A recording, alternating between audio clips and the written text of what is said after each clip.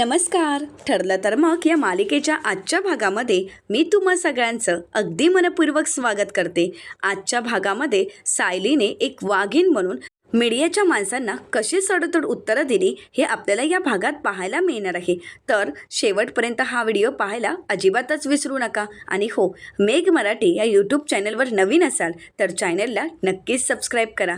तर मित्रांनो, आजच्या भागामध्ये आपल्याला पाहायला मिळतं की प्रियाचा आनंद काही गगनात मावत नसतो. स्वतःला शाबासकी देण्याचा तिचा मूर्खपणा मात्र कोणीच हिरावून घेऊ शकत नाही. अगदी त्याचप्रमाणे प्रिया स्वतःला शाबासकी देत म्हणते, खरंच प्रिया, अगं कमाल केली आहेस. प्रिया, अगं सर्वोत्कृष्ट गुन्हेगारी मेंदू असा जर अवॉर्ड असताना तर कन्फर्म तुलाच मिळाला असता. अगं एका प्रतिष्ठित वकिलाला तू अगदी शतापीने अडकवलं आहेस, आणि तेही खुनाच्या आरोपात. खरंच, असं म्हणत प्रिया स्वतःचंच कौतुक करत असते. त्या अर्जुनला कळलं सुद्धा नाही की शांता नावाचा बॉम्ब त्याच्या डोक्यावर कधी फुटला ते. असं म्हणत प्रियाला रात्रीचा प्रसंग आठवतो, कारण प्रियानेच आता तो मृतदेह अर्जुनच्या गाडीच्या डिकीत ठेवलेला असतो. आणि आता प्रिया म्हणू लागते, शांता अर्जुनच्या कॉन्टॅक्टमध्ये आहे. अर्जुनने शांताला एका वेगळ्या ठिकाणी राहायला ठेवलं होतं, तिला राहायला आसरा दिला होता. हे सगळं काही पोलिसांना आपोआपच कळू शकतं, आणि आता या सगळ्यामध्ये अर्जुन नक्कीच अडकेल. असं म्हणत प्रिया खुश होते आणि म्हणू लागते, आता ॲडव्होकेट अर्जुन सुभेदार, तुम्ही अडकलात आणि तेही खुनाच्या आरोपाखाली. पण तुम्हाला अडकवणार कसं? म्हणजे पोलिसांना कळणार कसं की तुमच्या गाडीच्या डिकीत एक मृतदेह आहे? पोलिसांना कळायला तर हवं ना, त्याशिवाय मृतदेह दिसणारही नाही आणि डिक्की उघडलीही जाणार नाही. नाही, मला काहीतरी करावं लागेल. असं म्हणत प्रियाचा लक्ष आता अर्जुनच्या गाडीच्या नंबर प्लेटकडे जातो. आता प्रियाच्या लक्षात येतं, जर गाडीला नंबर प्लेट नसेल तर नक्कीच पोलिसांच्या हाती ही गाडी लागू शकते आणि मग डिकी चेक केली जाईल. आणि म्हणूनच प्रिया आता शतापीने कोणाला कळण्या अगोदरच गाडीच्या नंबर प्लेटची विल्हेवाट लावते. ती नंबर प्लेट काढून टाकते आणि त्यानंतर प्रियाने आता तो मृतदेह तर डिकीत ठेवलेला असतो, परंतु आता पुढे हे सगळं काही प्रियाने अगदी प्लॅननुसार केलेलं असतं. पुढे काय, अर्जुन सकाळी उठला आणि ऑफिसला जायला इतका घाईघाईत निघाला. आणि असं म्हणत प्रियाला तिने पुढची केलेली कटकारस्थानं आठवतात, कारण प्रियाने आता लपून छपूनच संतोषला फोन केलेला असतो. आणि प्रिया संतोषला म्हणते, संतोष तू कुठे आहेस? त्यावेळी संतोष म्हणतो की मी लोणावळ्याला पोचलोच आहे, थोडे दिवस इथे राहीन आणि त्यानंतर कुठेतरी दुसरीकडे राहायला जाईन. परंतु मॅडम, तिथे सगळं काही ठीक आहे ना? म्हणजे पोलिसांचं वगैरे काही टेन्शन? तर प्रिया म्हणू लागते, मी असताना या गोष्टीचा विचार करूच नको. संतोष म्हणतो, पण मॅडम रात्री तुम्ही सुद्धा घाबरून गेला होता. प्रिया म्हणते, हो, पण सगळं काही मीच निस्तारलं आहे ना, मग आता या गोष्टीचा विचार करू नको. संतोष म्हणतो, बरं ठीक आहे मॅडम, पण मॅडम मला सांगा की आता पुढे? तर प्रिया म्हणते, पुढे आता मी सांगते ना, ते एक शेवटचं काम तुला करायचं आहे.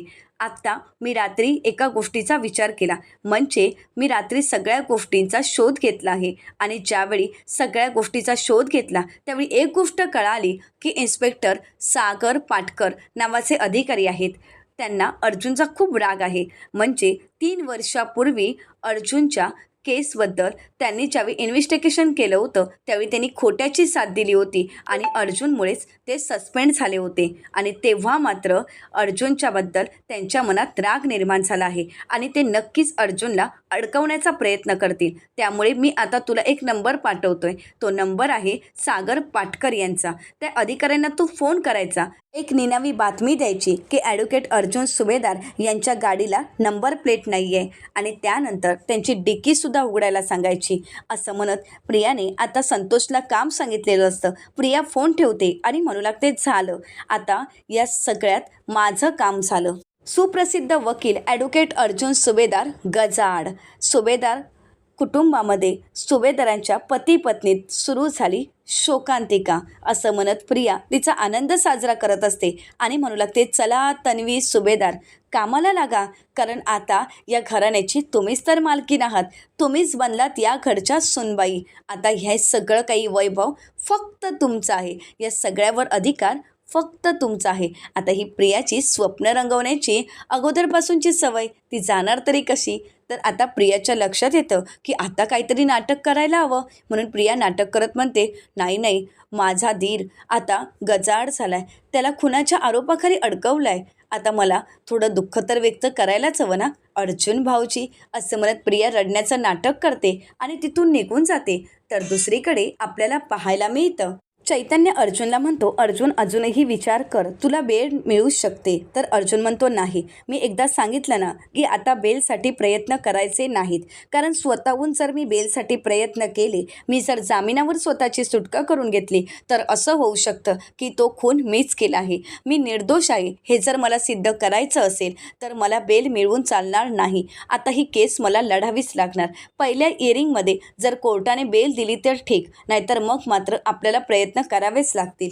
तर चैतन्य अर्जुनला म्हणतो, बरं तू सांगशील ते आम्ही करू. आता जसं करायचंय आणि काय करायचंय ते फक्त तू आम्हाला सांग. तर अर्जुन म्हणतो, बरं ऐक, आत्ता जाऊन तू सगळ्या गोष्टींचा शोध घ्यायचा आहे. म्हणजे छोट्यात छोटा सुद्धा पुरावा मागे राहायला नको. सगळे पुरावे आपल्या हाती लागायलाच हवेत. कारण पाटकर या केसचं इन्व्हेस्टिगेशन करत असताना त्याच्या हाती लागणारे पुरावे तो सगळ्याचा फक्त दुरुपयोगच करेल आणि मला अडकवण्याचाच प्रयत्न करेल. त्यामुळे एकही पुरावा त्याच्या हाती लागायला नको. तर त्यानंतर अर्जुन इन्स्पेक्टर सावंत यांना म्हणतो, इन्स्पेक्टर सावंत, पोस्टमार्टममध्ये जे काही रिपोर्ट येतील ते सगळे रिपोर्ट प्लीज मला आणून द्या. त्यामधल्या सगळ्या तपासाच्या डिटेल्स मला मिळायला हव्यात. तर इन्स्पेक्टर सावंत म्हणतात, येस सर. तर त्यानंतर अर्जुन चैतन्यला म्हणतो, आणि चैतन्य, आपल्या बाजूने सगळे पुरावे शोधण्याचा प्रयत्न कर आणि हवं तर सायलीची मदत घे, पण पुरावे मिळायलाच हवेत.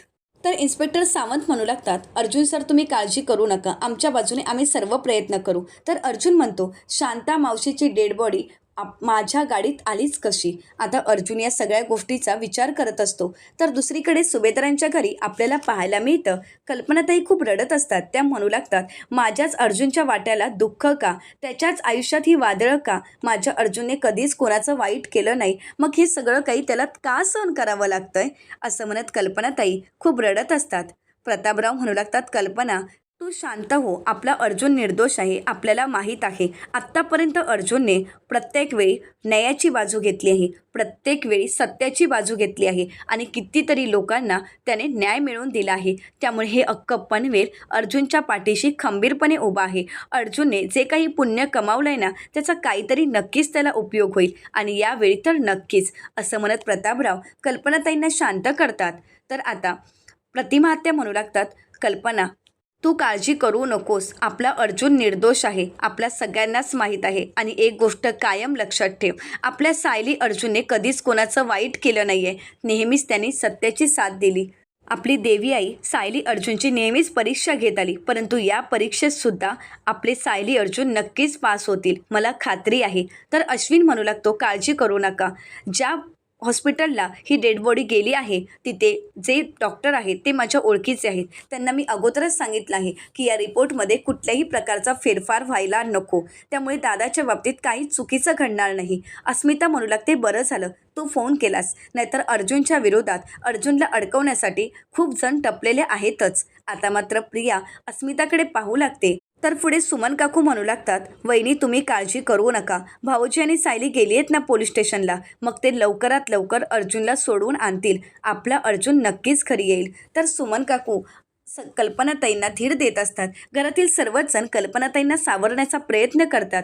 तर विमल म्हणू लागते, हो वहिनी, आणि मी सकाळपासून आपल्या देवी आईला हीच प्रार्थना करते की आपले अर्जुन दादा लवकरात लवकर सुखरूप घरी येऊ देत, त्यामुळे काळजी करू नका तुम्ही, सगळं काही ठीक होईल.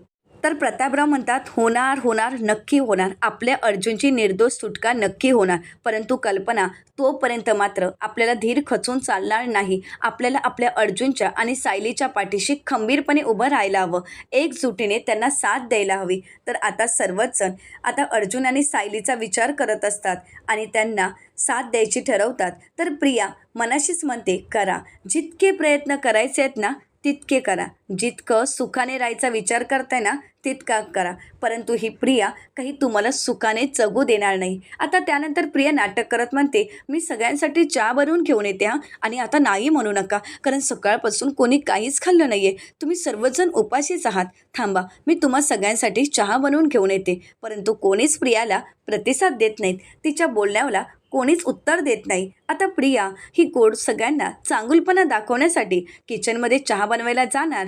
परंतु त्याचवेळी बाहेरून घोषणांचा आवाज येऊ लागतो. ॲडव्होकेट अर्जुन सुभेदार हाय हाय असं म्हणताच आता सर्वांचाच लक्ष बाहेर जातो. सर्वच जण घाबरून जातात. नक्की काय चालू आहे बाहेर कोणाला काहीच कळत नाही. परंतु बाहेर आता संपूर्ण मीडियाची माणसं आणि खूप लोक आलेली असतात. आता सुभेदारांच्या घरचा दरवाजा ते उघडतात आणि रागानेच मोर्चा घेऊन सुभेदारांच्या घराच्या दिशेने आलेले असतात. त्यांच्या हातात अर्जुनचा फोटो, अर्जुनचा पुतळा हे सगळं काही असतं आणि मोठमोठ्याने अर्जुनच्या विरुद्ध घोषणा देऊ लागतात. ॲडव्होकेट अर्जुन सुभेदार हाय हाय, ॲडव्होकेट अर्जुन सुभेदार हाय हाय असं म्हणत अर्जुनच्या तोंडाला काळं फासू लागतात. तर त्याचवेळी सर्वच जण खाली येतात, बाहेर येतात आणि पाहतात. आता ते दृश्य पाहून सर्वच जण बिथरून गेलेले असतात.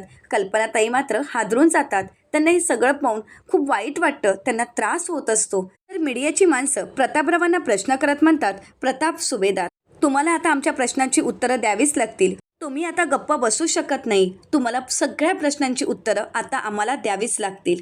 अर्जुन सुभेदार खुनी आहेत, वकिली पेशाला लागलेला कलंक आहेत. प्रताप सुभेदार तुमच्या मुलाने खून केला हे तुम्हाला आधी माहीत होतं का? तर दुसऱ्या मॅडम म्हणतात, प्रताप सुभेदार तुम्ही या सगळ्यामध्ये सामील आहात का? तुम्ही त्यांना साथ दिली का? तर दुसरे प्रश्न विचारत म्हणतात, यापूर्वी सुद्धा अर्जुन सुभेदार यांनी खून केले आहेत का? या सगळ्यामध्ये अर्जुन सुभेदार हे गुन्हेगार आहेत का? आता प्रश्नावर प्रश्न विचारून सर्वच जण सगळ्यांना भांबावून सोडतात. तर त्यातील एक व्यक्ती म्हणतो, हो नक्कीच केले असणार, कारण गुन्हेगार गुन्हे करतच असतो आणि ॲडव्होकेट अर्जुन सुभेदार यांनी एक नाही तर या अगोदर सुद्धा खून केले असतील. तर दुसरे मॅडम आता सर्वांना प्रश्न करत म्हणतात की ज्या बाईंची डेड बॉडी अर्जुन सुभेदार यांच्या गाडीच्या डिकीत सापडली त्या बाई अर्जुन सुभेदार यांना ओळखत होत्या का, की अर्जुन सुभेदार त्यांना ओळखत होत्या? अर्जुन सुभेदार आणि त्यांच्यामध्ये काही संपर्क होता का? तुम्ही सुद्धा त्यांना ओळखत होता का? तुमच्या कुटुंबाचा आणि त्यांचा काही संबंध आहे का? तुमची त्या ओळखीच्या होत्या का? असं म्हणत प्रश्नावर प्रश्न विचारू लागतात. आता मात्र कल्पनाताई पूर्णपणे हादरून गेलेल्या असतात. त्यांचे अश्रू अनावर होतात. तर या मीडियाच्या मॅडम प्रश्न विचारत म्हणतात, तुम्हाला याबद्दल काही माहीत आहे का? तुमचा आणि त्यांचा काही संबंध आहे का? बोला ना, तुम्ही कोणीच काही का बोलत नाही आहात? तर प्रतापराव म्हणतात, एक मिनिट, आत्ता आम्हाला काहीच बोलायचं नाही आहे, कारण आम्हाला एवढंच माहीत आहे की अर्जुन निर्दोष आहे. त्याने कोणत्याही प्रकारचा खून केला नाही आहे आणि तो गुन्हेगार नाही. तर चैतन्य म्हणू लागतो, हे बघा तुम्ही पहिल्यांदा इथून निघून जा आणि इथे परवानगीशिवाय तुम्ही कसे काय आलात?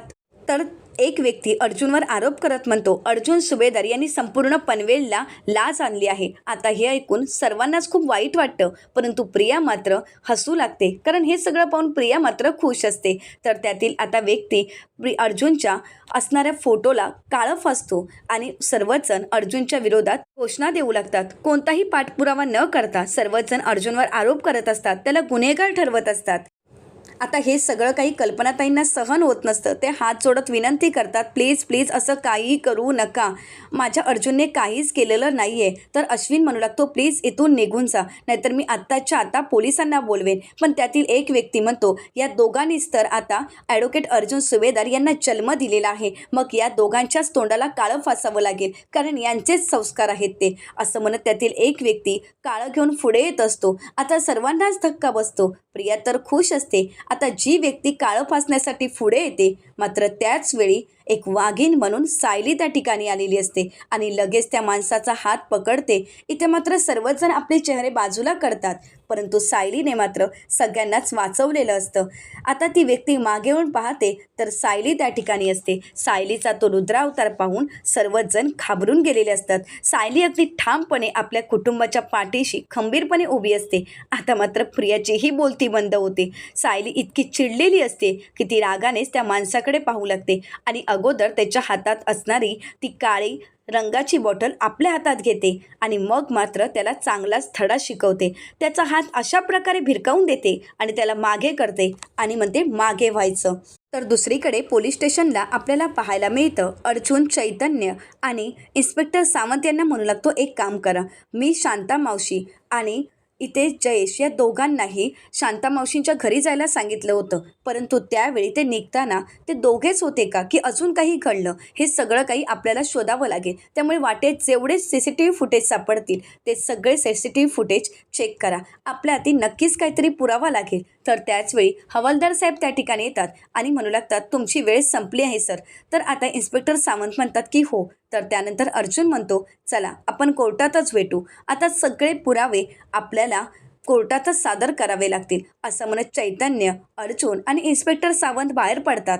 तर आता इन्स्पेक्टर सावंत यांना पाहताच इन्स्पेक्टर पाटकर म्हणू लागतात, इन्स्पेक्टर सावंत, तुम्ही विसरलात का की तुम्ही एक पोलीस अधिकारी आहात? तुम्ही तुमच्या ड्युटीवर आहात, एका वकिलाचे पर्सनल असिस्टंट नाही आहात. तर आता इन्स्पेक्टर सावंत ठणकावून उत्तर देत म्हणतात की हो, मला माहीत आहे इन्स्पेक्टर पाटकर की मी ड्युटीवर आहे आणि माझी कामं काय आहेत, माझी ड्युटी काय आहे हे चांगलंच मला माहीत आहे. त्यामुळे तुम्ही मला या सगळ्याची करून देण्याची काहीच गरज नाही आहे. मी कोणत्याच गोष्टी विसरलो नाही आहे. पण एक गोष्ट मात्र मला चांगलीच माहीत आहे की सत्याची साथ द्यायची, सत्याची बाजू द्यायची. या वर्दीने मला शिकवलं आहे की सत्य समोर आणायचं. तर आता इन्स्पेक्टर पाटकर म्हणतात, परंतु असं म्हटलं जातं आहे की आत्तापर्यंत या माणसाने सत्याची आणि खऱ्याची साथ दिली, न्याय दिला आहे लोकांना. पण आताच तर त्याने खून केला आहे आणि खुनाच्या आरोपाखाली याच माणसाला गजाआड केलं गेलं आहे.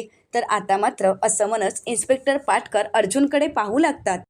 तर सर्वांना न्याय देणारा हा माणूस, तरीही याच्या हातून खून झालाच ना असं म्हणत इन्स्पेक्टर पाटकर अर्जुनवर नको नको ते आरोप करू लागतात. त्याला या सगळ्यामध्ये अडकवण्याचा प्रयत्न करतात. तर दुसरीकडे सुभेदारांच्या घरी आपल्याला पाहायला मिळतं की मीडियाची माणसं आता सायलीला प्रश्न करत म्हणतात, तुम्ही मिसेस सायली सुभेदार ना, म्हणजे ॲडव्होकेट अर्जुन सुभेदार यांच्या पत्नी ना, मग तुम्हाला या केसबद्दल काय वाटतंय? तर सायली त्यांच्या प्रश्नाचं उत्तर देत म्हणते, आधी बाहेर व्हायचं. माझ्या सासू सासऱ्यांना त्रास देताना तुम्हाला लाज नाही का वाटली? त्यामुळे आत्ताच्या आत्ता बाहेर व्हायचं आधी. तर अश्विन म्हणू लागतो, हे बघा, तुम्ही हे सगळं काही कायद्याच्या विरुद्ध करत आहात, हे सगळं काही कायद्याच्या चौकटीत बसत नाही. त्यामुळे आत्ताच्या आत्ता इथून निघून जायचं. ही केस फाईल झालेली आहे आणि ही केस फाईल झालेली असताना तुम्ही आम्हाला जाब विचारू शकत नाही. तुम्ही जे काही करताय ना ते बेकायदेशीर आहे. तर सायली त्या मीडियाच्या मॅडमना म्हणते, निघताय ना? तर त्या मॅडम म्हणतात, जोवर तुम्ही आमच्या प्रश्नाची उत्तरं देत नाहीत तोपर्यंत आम्ही कुठेही जाणार नाही. आम्हाला आमच्या प्रश्नाची उत्तरं हवी आहेत. त्या सायलीला म्हणतात, तुम्ही उत्तर देत नाही आहेत याचा अर्थ तुम्ही नक्कीच काहीतरी लपवताय. तर सायली ठणकावून सांगते, मी अगोदर काही लपवत नाही आहे आणि दुसरी गोष्ट, तुम्हाला उत्तर द्यायला मी बांधील नाही आहे. पण एवढं नक्कीच सांगेन की ॲडव्होकेट अर्जुन सुभेदार निर्दोष आहेत. आणि तरीही तुम्हाला वाटते की मी जर काही लपवते तर विचारा, खुशाल प्रश्न विचारा. अर्जुन सुभेदारांची बायको सायली सुभेदार तुमच्या सगळ्या प्रश्नांची उत्तरं देईल. पण परत जर माझ्या कुटुंबियांकडे कोणी वाकड्या नजरेने पाहण्याचा प्रयत्न केला ना, तर गाठ माझ्याशी आहे. सायली म्हणते, आता विचारा ना तुमच्या प्रश्नांची उत्तरं मी द्यायला तयार आहे. मग आता गप्प का बसलाय? तर त्यातील एक सर सायलीला प्रश्न करत म्हणतात, तुमच्या नवऱ्याने खून का केला? सायली म्हणते, हो का, माझ्या नवऱ्याने खून केलाय? अगोदर मला एक सांगा, तुम्ही कोण आहात, पत्रकार की न्यायाधीश?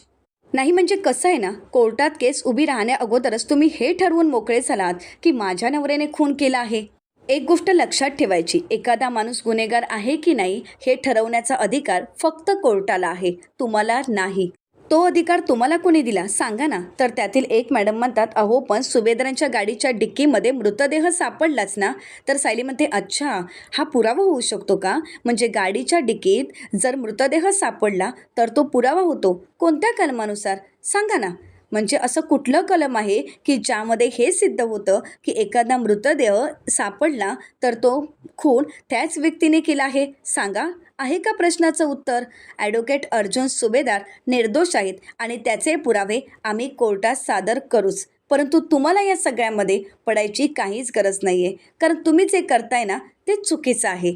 आता मला तुम्हाला जाणीव करून द्यावी लागते का की तुम्ही लोकशाहीचा चौथा आधारस्तंभ आहात आणि तुम्हाला कळत नाही आहे का की एका प्रतिष्ठित व्यक्तीला की या सगळ्यामध्ये मुद्दामून अडकवलं जात आहे? तुम्ही लगेच त्यांच्या कुटुंबाला त्रास द्यायला निघालात. इथे मोर्चा काय घेऊन येताय, खोट्या बातम्या काय पसरवताय? समाजात खऱ्या बातम्या लोकांपर्यंत पोचवणं हे तुमचं काम आहे. जनतेला योग्य बातम्या देणं हे तुमचं काम आहे. पण एक गोष्ट लक्षात ठेवा, तुमच्याकडून अशा जर चुकीच्या बातम्या पसरत गेल्या तर कोण तुमच्यावर विश्वास ठेवेल? आणि कुठलाच पुरावा हाती नसताना तुम्ही ॲडव्होकेट अर्जुन सुभेदार यांच्यावर आरोप कसं करू शकता? तर आता त्यातीलच एक व्यक्ती म्हणते, ॲडव्होकेट अर्जुन सुभेदारांची ही बायको आहे, ही सुद्धा त्यात सामील असणार. सायली म्हणते, एक मिनिट, टोन सांभाळून बोलायचं, स्वतःची पायरी ओळखून राहायचं. आत्तापर्यंत मी इथे पोलिसांना बोलवू शकते, परंतु मी आत्तापर्यंत तसं काहीही केलं नाही आहे, त्यामुळे शांतपणे निघायचं इथून, निघा आता, असं म्हणत सायली त्यांना ठणकावून तिथून जायला सांगते. आता सर्वच जण शरमेने मान खाली घालतात.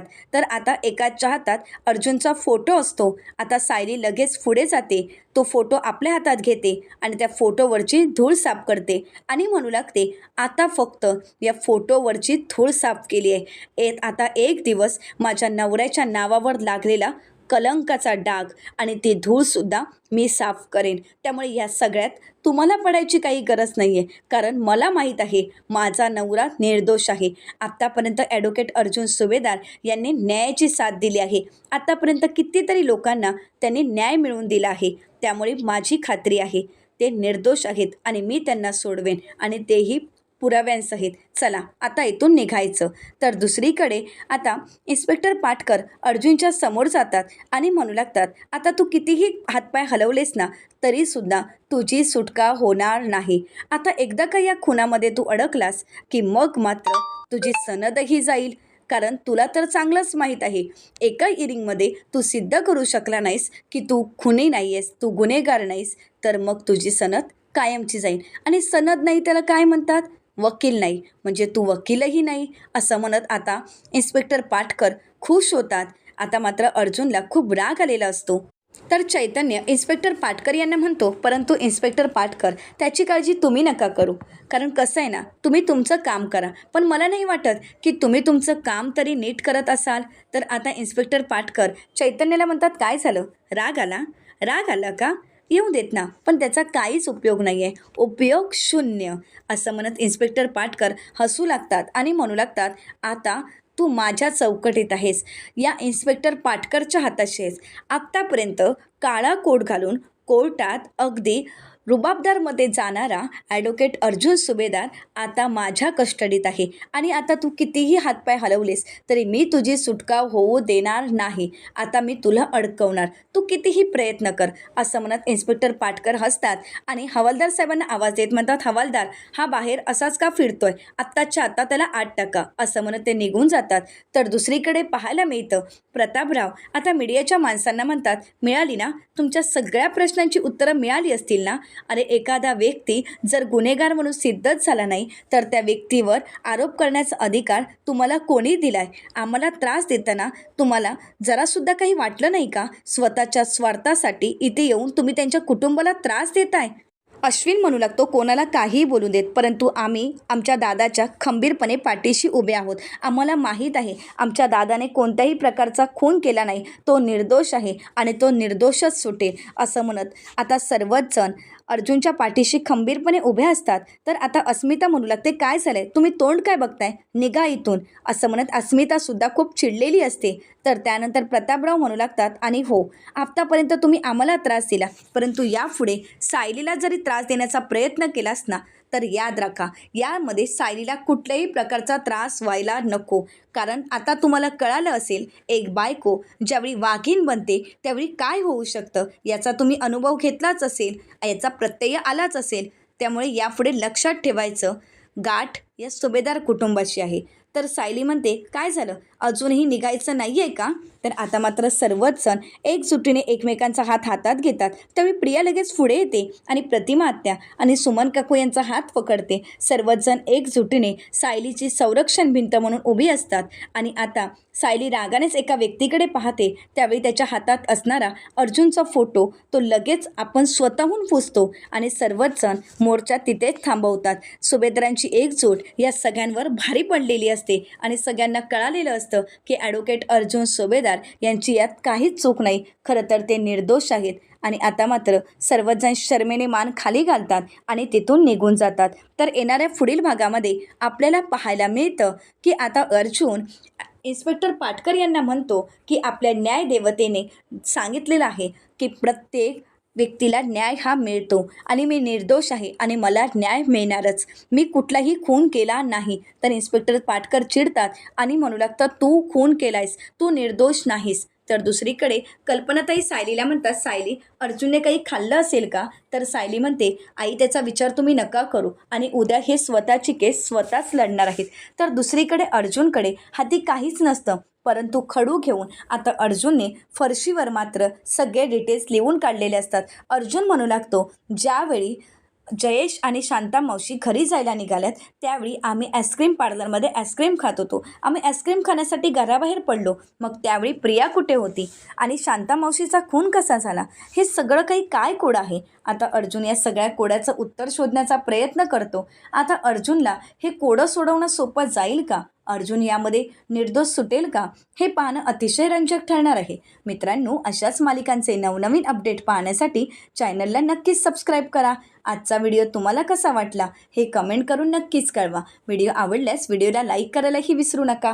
व्हिडिओ पाहिल्याबद्दल तुम्हा सर्वांचे अगदी मनपूर्वक धन्यवाद.